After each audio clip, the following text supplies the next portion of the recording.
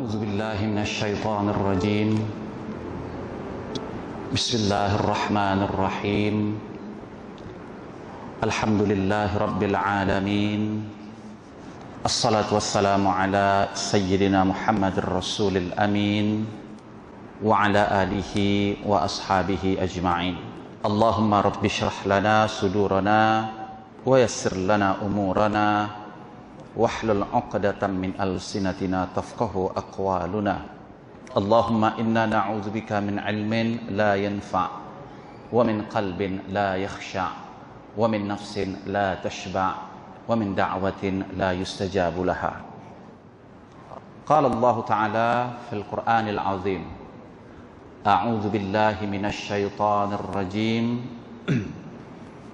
يا أيها الذين آمنوا اتقوا الله حق تقاته ولا تموتن إلا وأنتم مسلمون. صدق الله العظيم. وقال النبي صلى الله عليه وسلم: من خرج في طلب العلم وهو في سبيل الله حتى يرجع، أو كما قال النبي صلى الله عليه وسلم. Yang saya muliakan Tuan Imam Masjid Al-Bukhari Hafizakallah, yang saya hormati para asatidz al-ustadzat a'azzakumullah jami'an, serta yang saya hormati juga tuan-tuan dan puan-puan muslimin dan muslimat rahimakumullah taala jami'an. Alhamdulillah, puji syukur kita panjatkan kehadirat Allah Subhanahu wa taala, yang mana pada malam yang mulia ini kita masih lagi diberi oleh Allah peluang serta kesempatan untuk dapat hadir di rumahnya yang mulia ini, melaksanakan salat fardu maghrib secara berjamaah. Dan marilah kita senantiasa mengharap, senantiasa memohon dan berdoa kepada Allah Subhanahu wa taala agar setiap ibadah yang kita kerjakan, terutamanya salat maghrib yang baru sahaja kita tunaikan, ianya makbulah dan ianya juga mendapat taufik serta diterima oleh Allah Subhanahu wa taala. Amin ya rabbal alamin.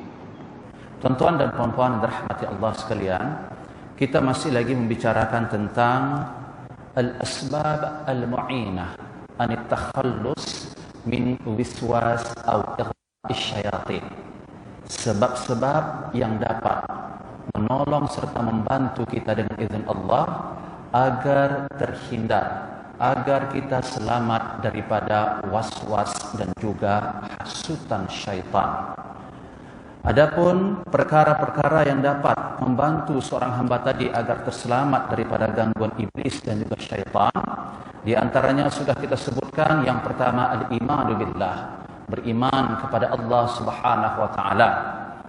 Yang kedua, al-ikhlas lillahi azza wa jalla, yaitu senantiasa ikhlas terhadap apa yang kita lakukan itu, kita semata-mata mengikhlaskan amal ibadah kita kerana Allah Subhanahu wa taala. Yang ketiga, agar kita selamat daripada gangguan iblis dan juga syaitan serta hasutannya, al-mutaba'ah li Rasul sallallahu alaihi wasallam, mengikut sunnah Rasulullah sallallahu alaihi wasallam, mengikut sunnah Rasulullah sallallahu alaihi wasallam, mengikut ucapan ataupun perintah Rasulullah, menjauhi larangan Rasulullah sallallahu alaihi wasallam. Kemudian yang keempat, al-ihsan fil ibadah wa khassatan as-salah. Hendaklah kita senantiasa memiliki sifat ihsan ketika kita beribadah. Apapun ibadah yang kita lakukan, maka hendaklah diasaskan dengan ihsan. Ihsan, saya ulang, maksudnya adalah kita menyembah Allah, kita beribadah kepada Allah seolah-olah pada saat kita beribadah itu kita dapat melihat Allah. Tetapi memang pasti, khususnya di dunia ini, mustahil makhluk dapat melihat Allah. Tetapi satu kepastian dan keyakinan kita adalah Allah melihat dan juga menyaksikan perbuatan kita. Ketika kita solat, ketika kita beribadah apapun, ketika kita bersedekah, ketika kita berzikir, ketika kita membaca Al-Quran. Jadi ihsan ini satu di antara asas utama ataupun senjata agar kita tidak riya di dalam beribadah. Karena kita rasa Allah betul-betul memperhatikan kita pada saat kita beribadah. Jadi pada saat kita beribadah tu kita tidak ada show off, tak ada rasa nak tunjukkan kepada siapa-siapa. Sebab kita tahu Allah sangat-sangat dekat, wa qaribu aqrab min hablil warid. Bahkan dekatnya Allah ini kepada makhluk lebih dekat daripada urat nadi yang ada di leher kita ni. Jadi ihsan, setiap kita beribadah kepada Allah haruslah asasnya dengan ihsan, khususnya di waktu kita melaksanakan salat. Jadi pada waktu salat ini penting sekali ya, bab ihsan. Pada waktu salat kita bermunajat kepada Allah seolah-olah kita dapat melihat Allah. Dan kalau memang kita tidak dapat melihat Allah, fa innahu yarak. Sesungguhnya Allah melihat kita dan memperhatikan kita. Kemudian yang kelima, agar kita selamat daripada hasutan dan juga gangguan iblis dan juga syaitan, al-luju' ilallah, itu kembali kepada Allah Subhanahu wa taala. Maknanya ketika kita mendapat gangguan ataupun hasutan ataupun wiswas daripada iblis serta syaitan, maka perkara yang paling pertama sekali kita mengadu adalah kepada Allah Subhanahu wa taala, bukan kepada makhluk, bukan kepada selain daripada Allah Subhanahu wa taala. Ini yang kita praktiskan ketika mana kita membaca firman Allah Subhanahu wa taala dalam surah Al-Fatihah, Iyyaka na'budu wa iyyaka nasta'in. Hanya kepadamu ya Allah kami menyembah, dan hanya sahaja kepadamu ya Allah kami meminta pertolongan. Dan pesan Rasulullah, idza sa'alta fas'alillah wa idza sta'anta fasta'in billah. Apabila anda meminta, minta sahaja kepada Allah, bukan kepada makhluk. Apabila nak minta tolong, kata Rasulullah, maka minta tolong sahaja kepada siapa? Kepada Allah Subhanahu wa taala. Jadi kembali kepada Allah di sini, Rasulullah ajarkan di antara amalan yang perlu kita lakukan agar kita dapat pertolongan daripada Allah, yaitu berdoa, kemudian salat, dan termasuklah juga ikhlas. Ini berdasarkan hadis yang disampaikan oleh Rasulullah, innama yansurullahu hadhil ummah bidha'ifiha bidu'aihim wa salatihim wa ikhlasihim. Allah hanya akan memberikan pertolongan kepada hamba-hamba dan umat-umatku yang lemah, kata Rasulullah, dengan 3 cara. Yang pertama, melalui doa mereka. Banyakkan berdoa. Hari ini kita jangan bicara pertolongan ini kita langsung ingat hanya materi sahaja, dunia sahaja. Demi Allah, tuan-tuan rahmati Allah, alangkah sedihnya, alangkah lemahnya kita. Al-Quran yang tersusun di atas rak rumah kita, tapi tak mampu kita nak ambil dan buka selain Al-Quran itu. Perlu minta pertolongan daripada Allah. Alangkah teruknya kita, Al-Quran kalamullahil muqaddas ada di hadapan kita, tapi tak mampu kita nak ambil. Berat betul rasa lidah, tangan nak buka ayat Al-Quran ni. Mesti ada something. Satu di antara perkara yang menghalangi kita, sebab kita ni mungkin ya diuji oleh Allah Subhanahu wa taala karena kita sombong. Kita tak mengadu, kita tak minta tolong kepada Allah Subhanahu wa taala. Berdoa kepada Allah, ya Allah, bantu hamba ya Allah, agar hamba senantiasa ingat kepadamu ya Allah, agar hamba senantiasa mengamalkan kalammu ya Allah, mengamalkan Al-Quranul Karim ya Allah. Bukan hanya Al-Quran ini setakat sebagai hiasan di atas rak ataupun almariku ya Allah, tetapi ianya adalah sebagai petunjuk, sebagai hidayah, sebagai asas keselamatan bagi dunia dan juga akhiratku ya Allah. Jadi meminta pertolongan kepada Allah khususnya dalam bab akhirat, tuan-tuan. Minta tolong, ya Allah, kenapa ni hati saya ni susah betul nak memaafkan orang lain. Ya Allah, kenapa hati saya ni susah betul nak menjadi ikhlas. Kenapa hati saya ni sangat-sangat suka membenci kepada sesama manusia ya Allah. Kenapa hati saya ni selalu berburuk sangka ya Allah. Ini satu penyakit. Allah sahaja yang dapat menghapuskan penyakit ini, tapi berdoa tak kita kepada Allah? Mengadu tak kita kepada Allah? Kembali tak kita kepada Allah untuk agar kita terhindar daripada semua penyakit-penyakit, khususnya hati ini, penyakit ataupun maksiat hati ini. Saya katakan demi Allah, tuan-tuan yang dirahmati Allah, iman dan takwa yang selama hari ini kita laungkan, yang selama hari ini kita nakkan. Takwa dan iman itu ianya berada di mana? Di hati. Tidak akan mungkin iman serta takwa akan bersarang, akan berada di hati kalau hati kita ini penuh dengan maksiat, penuh dengan sifat-sifat yang tercela, sombong, angkuh, tidak bersyukur kepada Allah dan lain sebagainya. Nih, dengan izin Allah, hanya beberapa hari sahaja lagi kita akan kedatangan tamu yang sangat mulia, yaitu merupakan syahr Ramadan, bulan Ramadan, yang mana Rasulullah mengatakan idza jaa syahr Ramadan futihat abwabul jannah wa ghulliqat abwabun nar wa suffidat asyayatin atau kama qala. Apabila masuk saja hilal bulan Ramadan, maka pada saat itu Allah akan buka seluas-luasnya pintu syurga. Allah akan tutup serapat-rapatnya pintu neraka, dan Allah akan belenggu serta Allah akan ikat para syaitan. Jadi kalimat diikat syaitan ini, kata Abul Abbas Al-Qurtubi, ada beberapa maksudnya. Yang pertama, syaitan ini diikat, dibelenggu oleh Allah pada hari ataupun pada bulan Ramadan bagi sesiapa yang betul-betul mengerjakan puasa dengan ilmu dan adab-adabnya. Maknanya sesiapa yang berpuasa memenuhi syarat-syarat, rukun-rukun dan adab-adab puasa itu, maka puasa orang yang seperti ini yang tak dapat diganggu oleh syaitan. Adapun yang kedua, maksud dibelenggu syaitan tersebut secara hakiki, memang diikat syaitan itu. Ini majoriti ulama berpendapat bahwa diikatnya syaitan pada bulan Ramadan adalah diikat secara hakiki.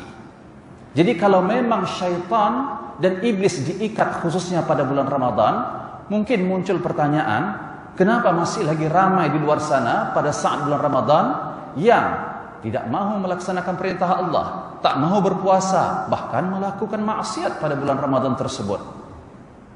Tapi katanya syaitan sudah diikat, tapi katanya syaitan sudah dibelenggu.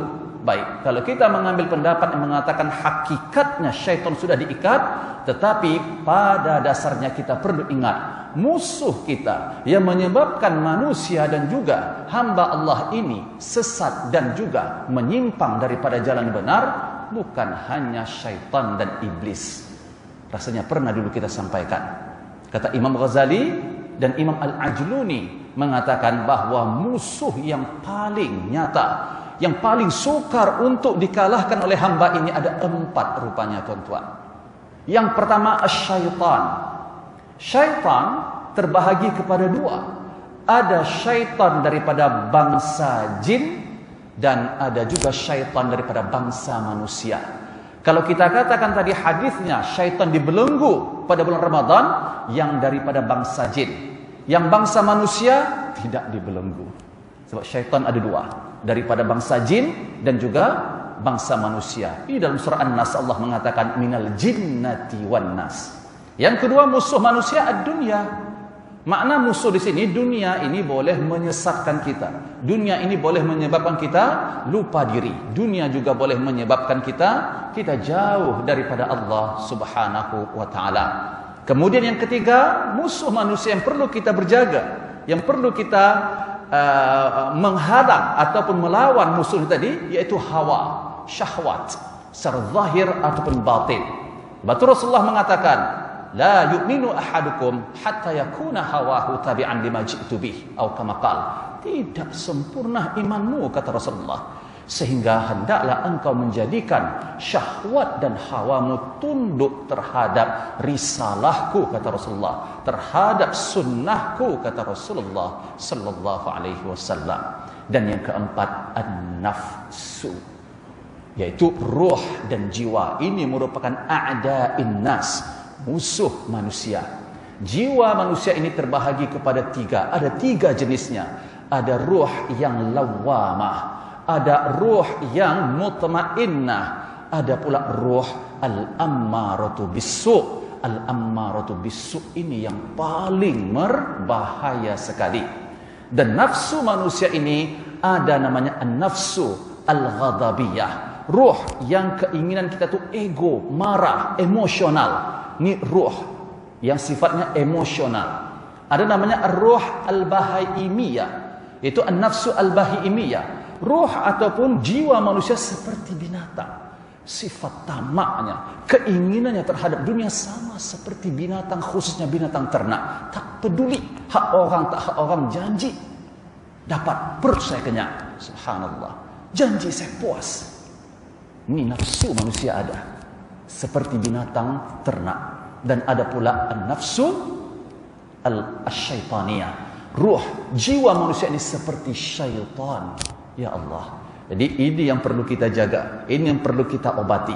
Jadi tuan-tuan yang dirahmati Allah, sebelum kita masuk kepada bulan yang paling mulia, yang kita nakkan natijah daripada bulan tersebut adalah amalan kita agar menjadi hamba yang bertakwa kepada Allah. Ingat 4 nih, musuh nih tadi. Maknanya 4 ini boleh jadi salah satunya atau keseluruhannya menyesatkan kita dan menjadikan kita jauh kepada Allah Subhanahu wa taala. Apa tadi musuh manusia? Yang 4 tuh, yang pertama iblis dan juga syaitan. Yang kedua adalah dunia. Dunia termasuk juga harta, anak, istri, suami, keluarga, jiran.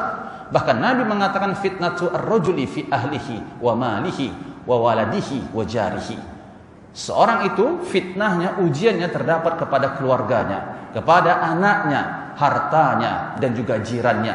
Tukaffiruhu as-salati was-sadaqah was-siyam wal amru bil ma'ruf wan nahyi 'anil munkar. Jadi kadang-kadang kita ni fail, kadang-kadang kita gagal, kadang-kadang kita kalah dengan musuh kita, dengan fitnah ni tadi. Kadang kita kalah dengan anak kita, kadang-kadang kita kalah dengan dunia kita.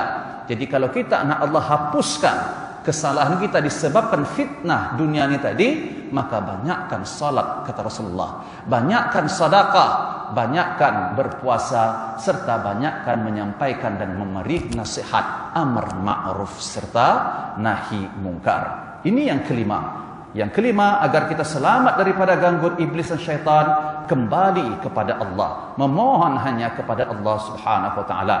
Dan yang keenam, taqwallahi azza wa jalla, yaitu bertakwa kepada Allah Subhanahu wa taala.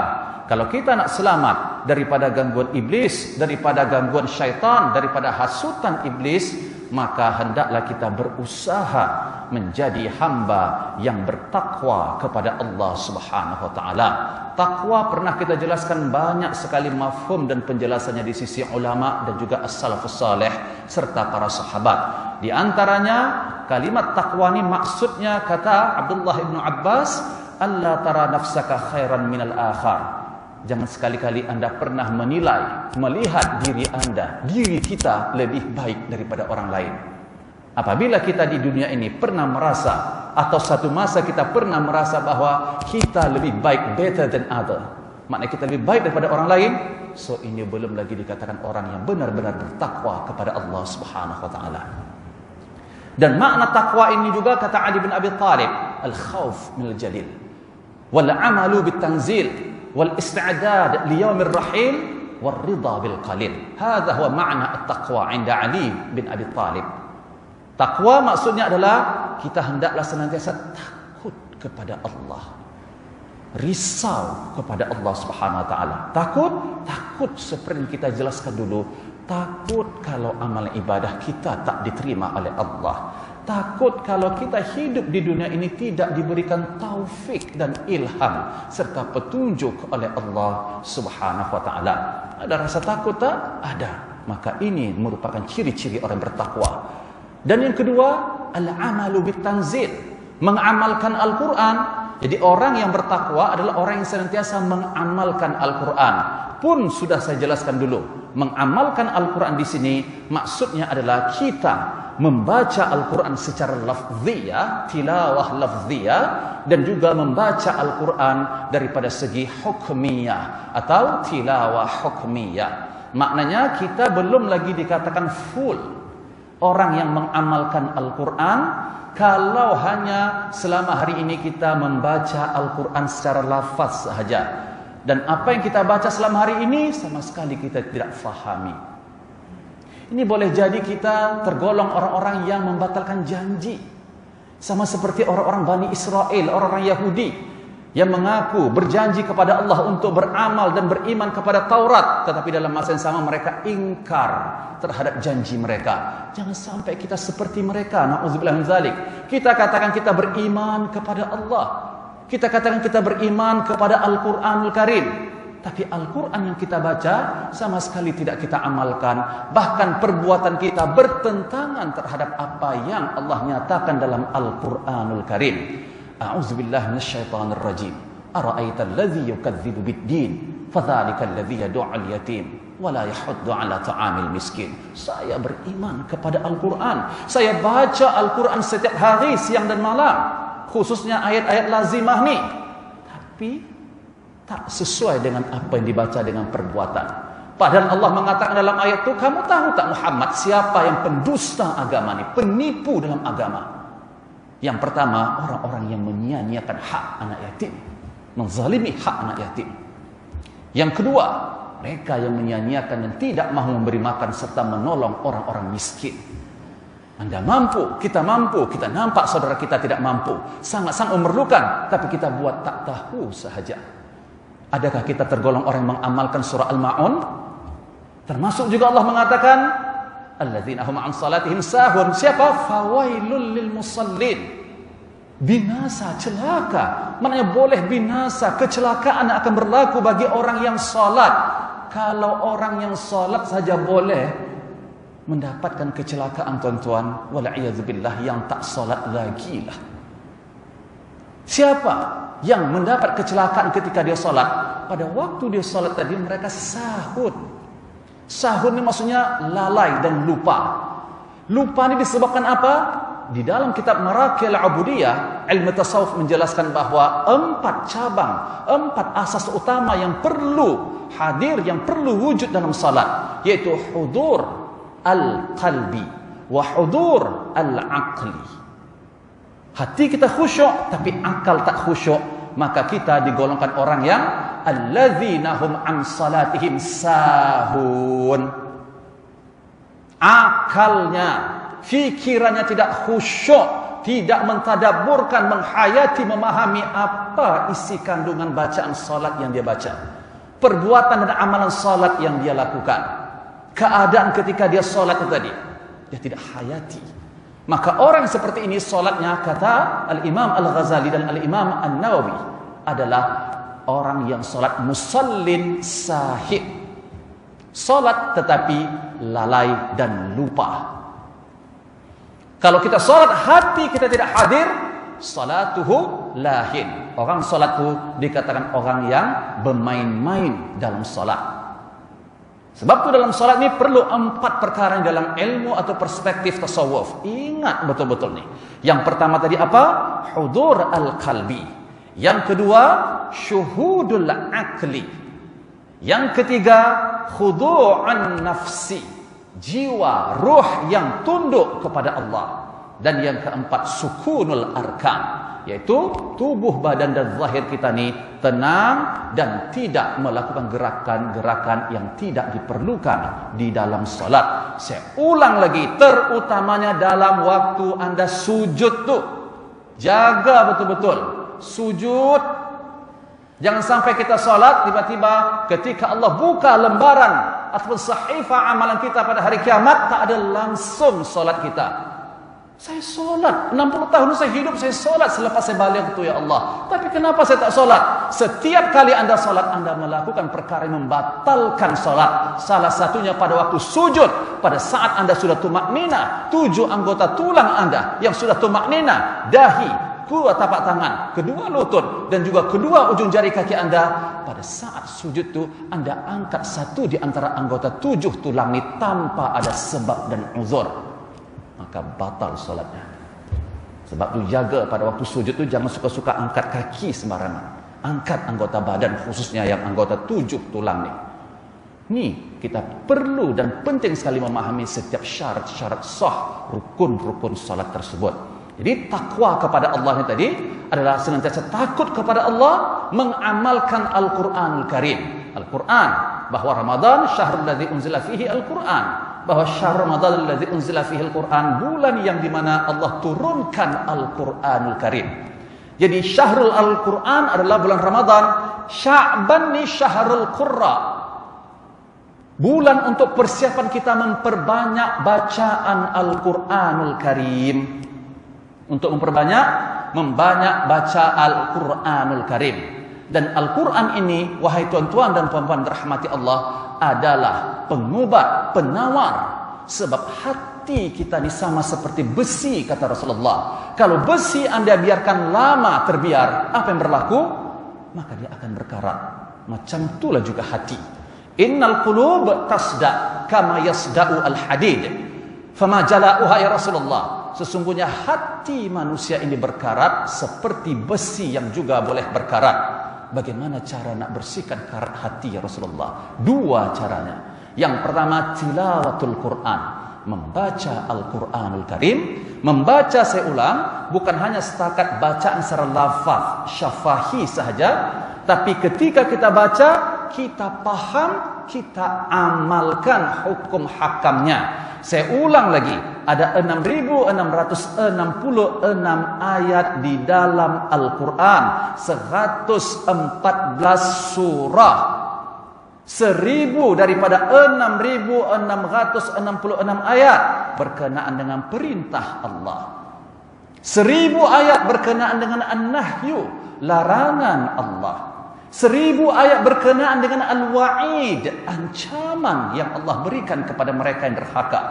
1000 ayat berkenaan dengan al-wa'du, berita gembira, berita baik yang Allah janjikan bagi mereka yang taat kepada Allah.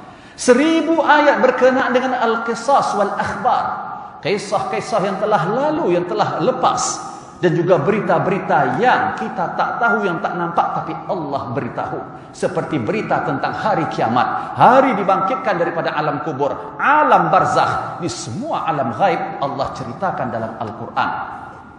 1000 ayat berkenaan dengan al-mau'izah wal hikam, nasihat, pengajaran. 6.000 sudah kita amalkan. Coba tanya diri kita, 1000 ayat perintah Allah, mana perintah Allah 1000 ayat itu? Kita pun tak tahu yang mana satu. 30 juzuk Al-Quran, 114 surah, 6.666 ayat. Mana ni perintah Allah? Jadi layakkah? Saya mohon maaf tuan-tuan, saya mohon maaf, bukan nak merendahkan, bukan saya nak mengecilkan, ini terutama untuk diri saya. Layakkah kita dikatakan orang yang berpegang dan mengamalkan Al-Quran?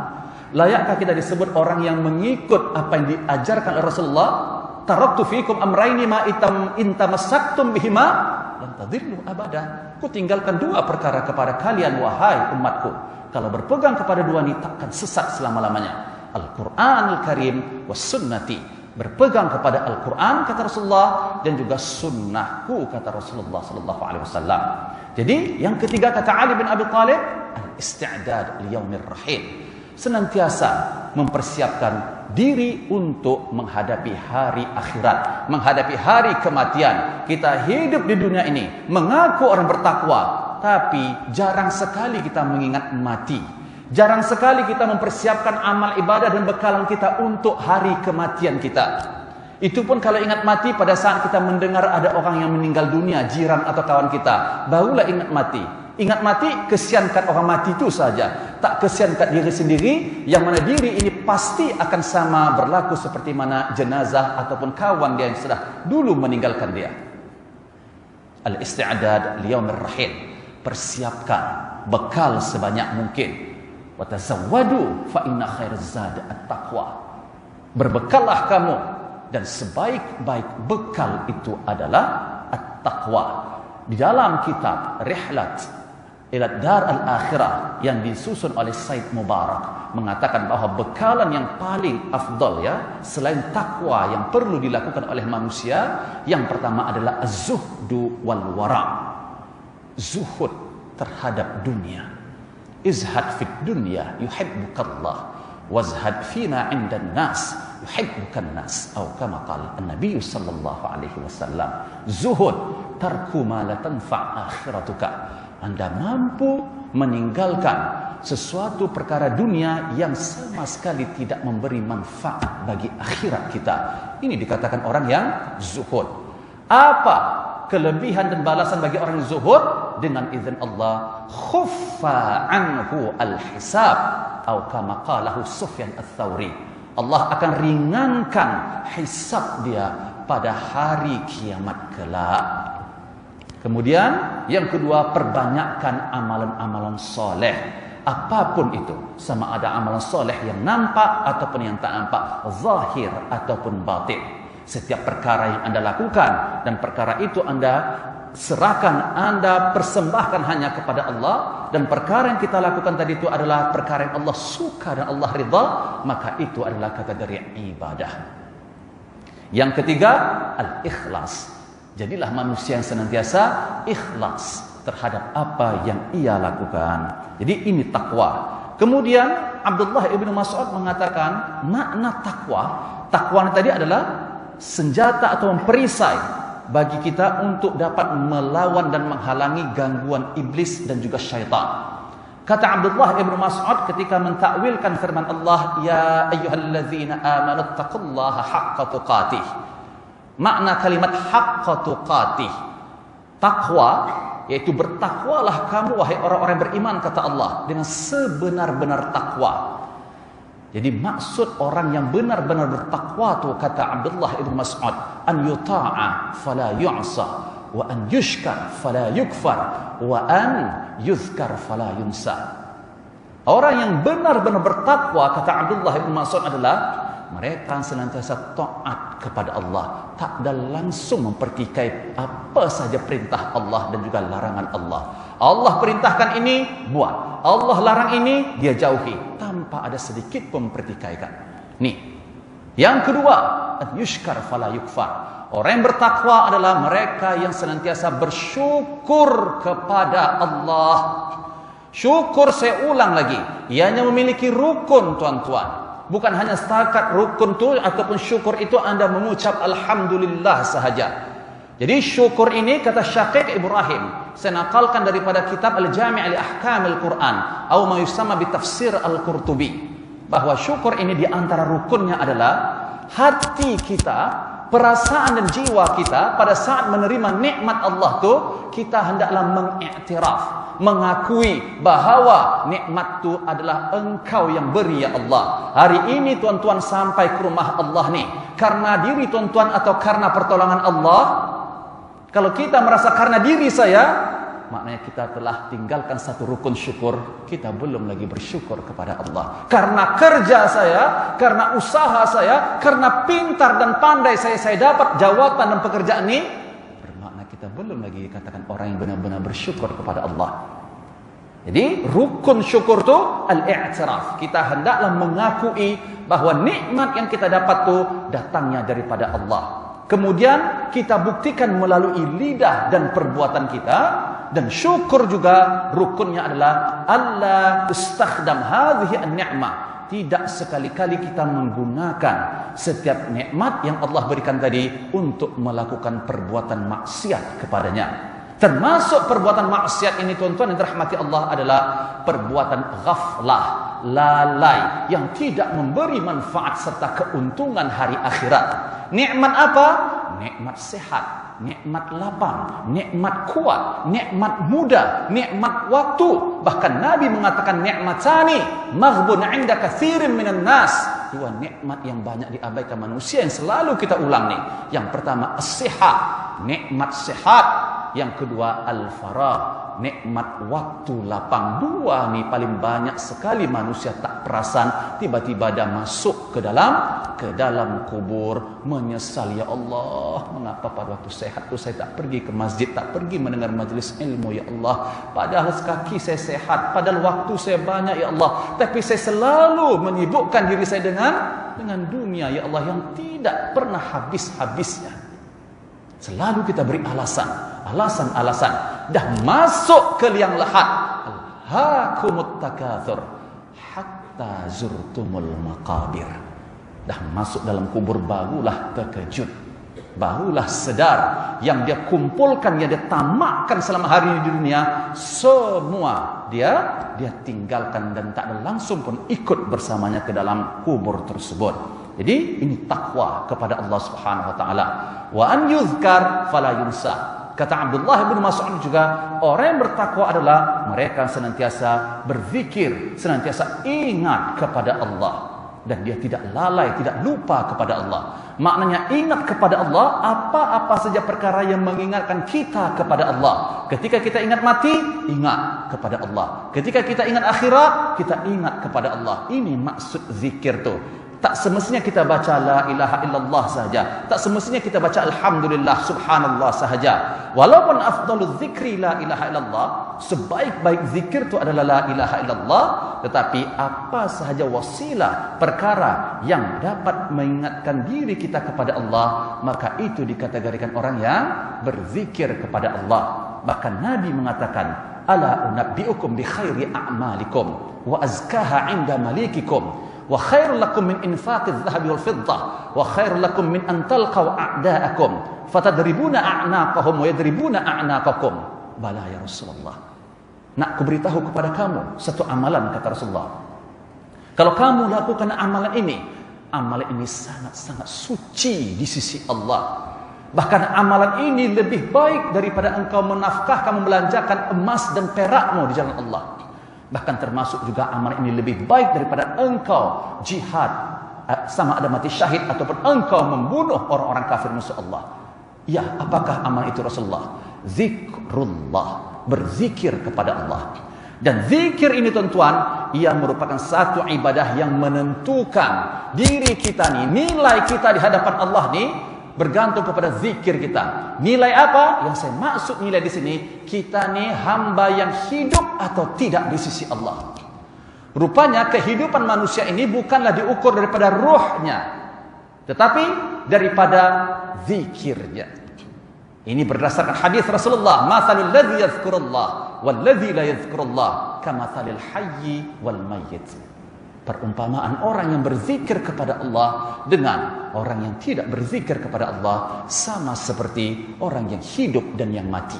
Hidup, kalau dia tak berzikir kepada Allah, ini samalah seperti orang mati ataupun jenazah. Kemudian yang ketujuh, amalan yang perlu kita lakukan untuk terhindar daripada gangguan dan hasutan iblis serta syaitan, al-isti'adzah billahi minasyaitan, yaitu berlindung kepada Allah, membaca ta'awuz, membaca a'udzubillahi minasyaitanir rajim, daripada gangguan ataupun hasutan serta waswas iblis dan juga syaitan. Allah Subhanahu wa taala berfirman, "Inna ibadi laisa laka 'alaihim sultan illa man ittaba'aka minal ghawin." Sesungguhnya di antara hamba-hambaku, kata Allah, ada yang kamu tidak mampu untuk menguasainya. Di antaranya adalah orang-orang yang senantiasa ikhlas. Ingat tuan-tuan, dalam surah Al-A'raf sudah pernah kita ulang ayat ini. Satu poin utama, sebab utama ataupun keinginan yang paling mustahak yang dinakkan oleh iblis, kehancuran bagi anak Adam ni apa dia? Tidak bersyukur kepada Allah. Maknanya, kadang-kadang ada orang yang solat, ada orang yang berpuasa, tapi dia dikategorikan orang yang belum lagi bersyukur kepada Allah. Ini jatuh dalam perangkap iblis. Qala fa bi'izzatika la ughwiyannahum ajma'in thumma la'atiyannahum min baini aydihim wa min khalfihim wa an aymanihim wa an syama'ilihim. Akhir ayat ini iblis mengatakan, wala tajidu aktsarahum syakirin. Aku bersumpah demi zat dan kuasamu ya Allah, bahwa akan kusesatkan anak Adam ini daripada hadapan mereka, daripada belakang, kanan dan juga kiri mereka. Ini dulu saya rasa pernah saya takwilkan menurut ulama, khususnya Ibnu Abbas radhiyallahu anhuma. Sehingga apabila mereka tidak dapat menyelamatkan diri mereka daripada gangguanku hadapan, belakang, kanan dan kiri ini, maka sukar pada saat itu ya Allah, ketika mereka engkau bangkitkan daripada alam kubur, mereka adalah orang-orang yang bersyukur kepadamu wahai Allah. Jadi pada ayat ini iblis mengatakan 4 arah, padahal arah itu ada 6. Betul ya tuan-tuan? Depan, belakang, kanan, kiri, atas dan bawah. Dia tak sebut atas dan dia tidak sebut bawah. Jadi salah satu hikmahnya, dia tidak akan mungkin dapat menghasut manusia daripada atas, bahagian atas, Karena dari atas inilah nuzul rahmatillah, turunnya rahmat Allah. Tak ada satu pun makhluk di alam semesta ini yang mampu menghalangi rahmat Allah. Dari bawah, kenapa dia tak sebut daripada bawah, min tahta? Karena dia ingat bahwa ketika dia diperintahkan oleh Allah untuk sujud kepada Adam, dia tak nak sujud kepada Adam. Sebab tu dia rasa sedih, sebab tu dia rasa menyesal dan sangat-sangat sakit hati pada saat melihat hamba-hamba Allah ini sujud.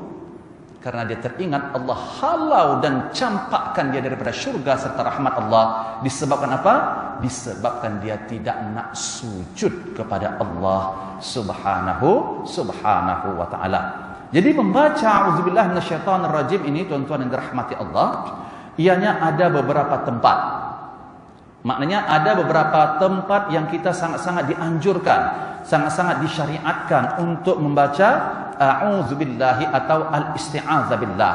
Yang pertama adalah ketika kita merasa dihasut, diganggu oleh syaitan pada saat mengerjakan solat.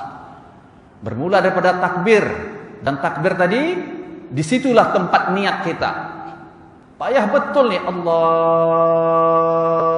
Akbar, kosong ni, payah betul lah masukkan niat ni bersamaan dengan takbir. Ini bukan semudah yang kita fikirkan, ya tuan-tuan dirahmati Allah. Niat rukun ni dalam salat. Takbiratul ihram rukun ini tuan-tuan di dalam salat. Rukun yang tidak tertib, takbiratul ihram dan niat harus bersamaan. Kemudian tasyahud yang terakhir, salawat serta duduk tasyahud dan salam tu. Ini maknanya tidak tertib di situ. Bersamaan, maknanya duduk dengan tasyahud tu bersamaan. Tasyahud yang terakhir. Jadi jangan fikir niat sebelum takbiratul ihram ataupun selepas takbiratul ihram. Nah, di sini gangguan iblis, gangguan syaitan tadi. Untuk apa? Untuk menyebabkan solat kita tu tidak betul. Solat kita tu ditolak oleh Allah subhanahu wa ta'ala. Begitu juga ketika kita membaca tasyahud yang terakhir. Tasyahud yang terakhir ini, tuan-tuan dirahmati Allah, sampailah salawat kepada Rasulullah dan salam yang pertama bahagian kanan. Ini rukun qauli seperti membaca Al-Fatihah. Saya ulang, seperti membaca Al-Fatihah. Syaddahnya, bacaannya ini mesti tepat. Anda baca iyyaka na'budu wa iyyaka nasta'in, bukan hanya batal kalau Anda faham, boleh hukumnya gugur syahadah kita.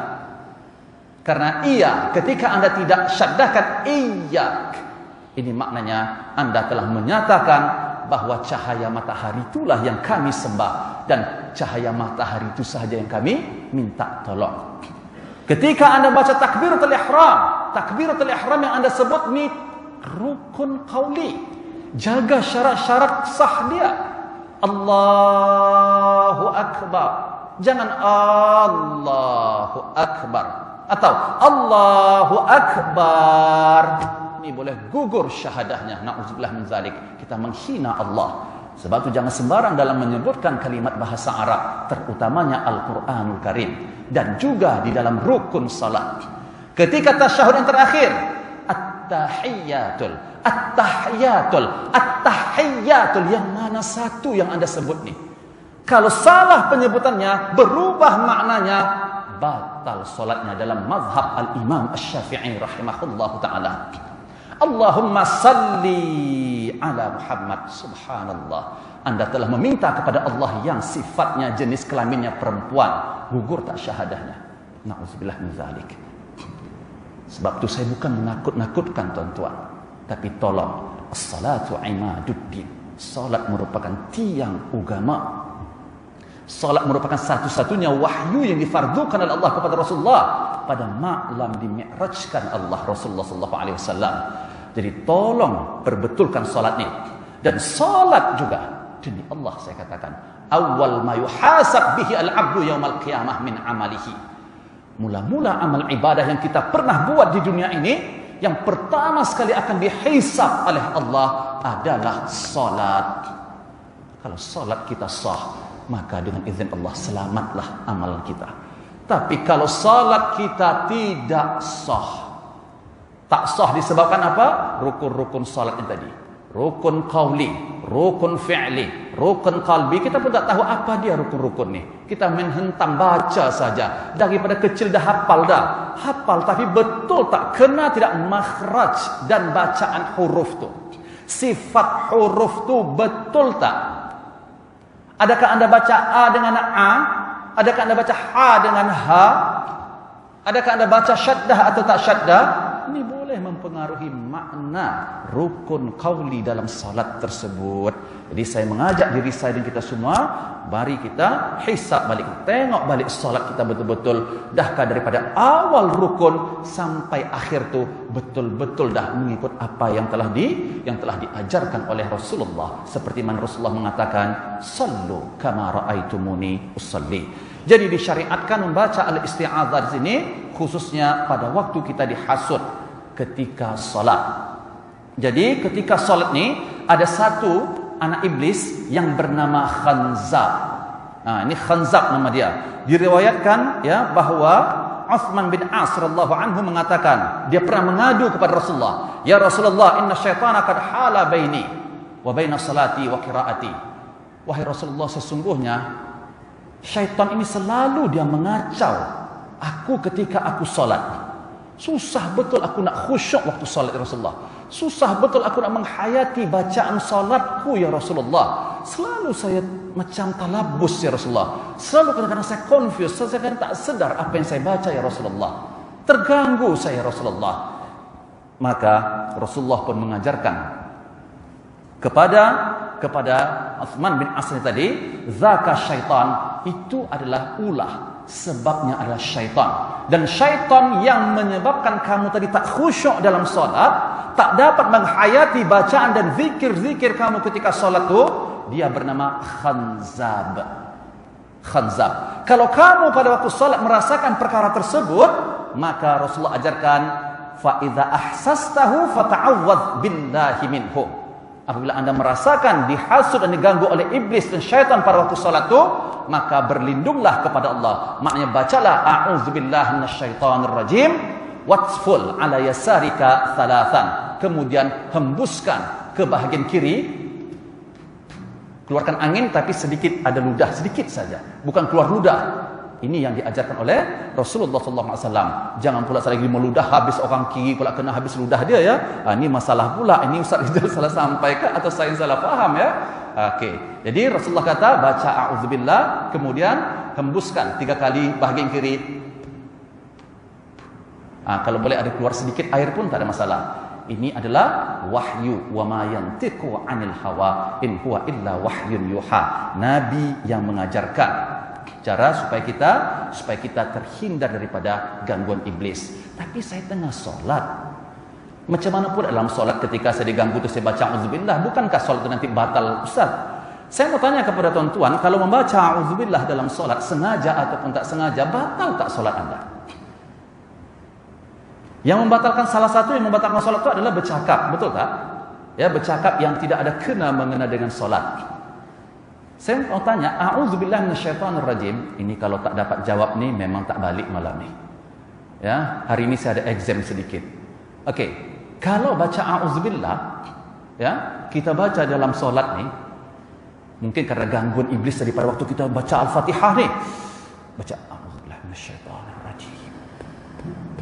Contohnya, batal tak solat tuan-tuan? Bukan tak nak jawab Ustaz. Ustaz aja lah jawab. Kami tahu dah jawabannya ya. Jadi tak batal.